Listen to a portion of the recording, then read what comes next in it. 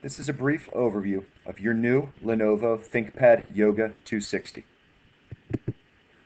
Looking at the machine on the right side, working from left to right, you first have the power button, volume controls, your stylus,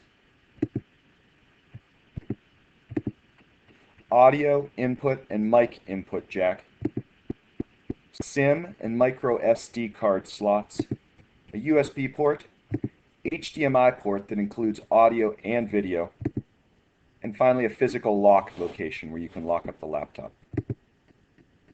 On the left-hand side, working from left to right, we've got the connector for your power adapter, the connector for the dock that will be installed in all the classrooms, a display port, and a USB port. Please note that the power connection looks an awful lot like a USB connection. Please don't try to attempt to force a USB cable into the power slot and potentially break one of the connections. Just a word of caution. There are 4 different types of inputs on this machine.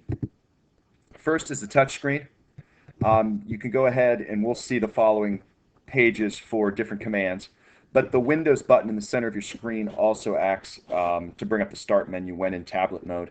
And then logging into the computer, you'll simply swipe up as well as a few other commands. There's the keyboard. Note that certain keys are illuminated when they're active, such as caps lock and mute and so forth. You've got what's called a track point, otherwise known as an eraser head.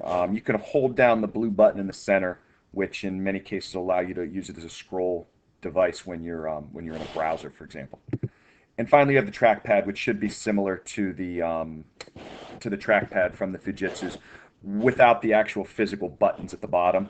The buttons at the bottom of the trackpad, they act as regions, for example. So if you were to click on the left-hand side here, that would effectively be clicking on the left button, or you could click on the right-hand side. And alternatively, you can double-click. And on the next slides, we'll go into this in more detail.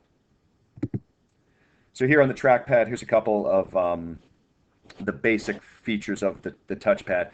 With one finger, you can go ahead and tap, which effectively clicks. Two-finger tap will go ahead and right-click. You can also use 2 fingers to scroll around a web page or other document in many instances. And then you can also pinch your fingers together and then slide them apart to zoom in and out of documents. And also, with Windows 10, you can take 3 fingers and swipe up to go ahead and bring the task view, which shows you all of the active windows you have going, and then 3 fingers to swipe down, which will actually bring your desktop. With respect to the touchscreen, when the laptop is folded over and in tablet mode, you can go ahead and tap. A single tap acts as just a click.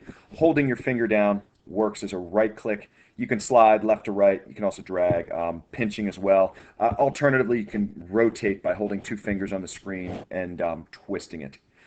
In Windows 10, there are also additional gestures, as we said. Logging in is one. You can also swipe from left to right to bring up the task view, and then you take your finger off of the screen and swipe it from the right side of the screen to the left. And what that'll do is bring up a notification window.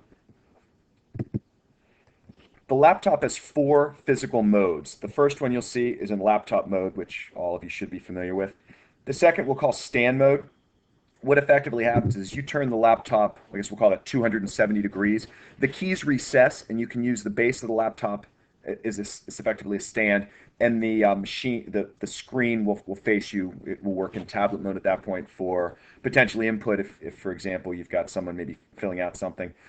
The machine you can then go ahead and stand up, and below that you'll see is tent mode. So if you're watching a video or for example, using it again in tablet mode, this is one way to have the device stood. And then there's also tablet mode. The screen goes ahead completely around and folds flat and flush while the keys recess, and you can go ahead and use a tablet. A couple basic features. The power. You press the power button once and it will go ahead and turn it on. When you go ahead and close the laptop, there's some magnets in there that will put it into sleep mode, but alternatively, you can just push the power button once to put it into sleep mode. And then if something were to go wrong with the machine and you need to reboot, if you hold the power button down for a little bit more than 4 seconds, it will turn off. Another point in some machines, when you take a look, just pointing out the difference between sleep and hibernate, is where anything you're working on, when it goes into sleep, it saves it to memory, and the hard drive has gone ahead and turned off, just to put it in basically power save setting. When you go into hibernate, everything's put into memory, but then the machine effectively shuts down. Hibernate effectively takes a little bit longer to boot up, where sleep is a little bit quicker. For the most part, we'll be putting the machines into sleep. When you go ahead and log into the machine, you'll see a splash screen.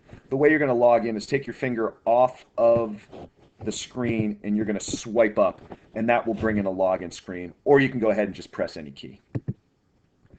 Couple general comments. The connections in connections in general are pretty tight, so be careful unplugging and plugging in items, not to damage anything. The keyboard is set so that special features are gone ahead and used without hitting the FN key, which is in the far left-hand corner of your keyboard. They're at the top, so that's mute, volume up, volume down. F7 is where you would toggle the projectors when you connect it to the dock. Traditionally on the Fujitsu, you'd have to hit Windows P or Function and then that display key. In this instance, it's set where all you have to do is hit that F7 key. And finally, so the keys, when you flip it over, recess into the tablet when it goes into mode. And also notice that the keyboard can occasionally become unresponsive after opening and closing the lid in a short period of time. Um, Go ahead and if that does happen, go ahead and close the lid for a couple seconds and then try to open it back up again. That should get the keys to activate again. If not, you may need to resort to a reboot. Also, the stylus fits into the slot in kind of a particular manner, so make sure that's fit flush. There's no tether, so be careful not to lose it. And finally, the information taken on slides 6 and 7 was out of the Lenovo user guide. The link for that is right here, as well as on the orientation page in the Paul VI faculty information section. Thank you.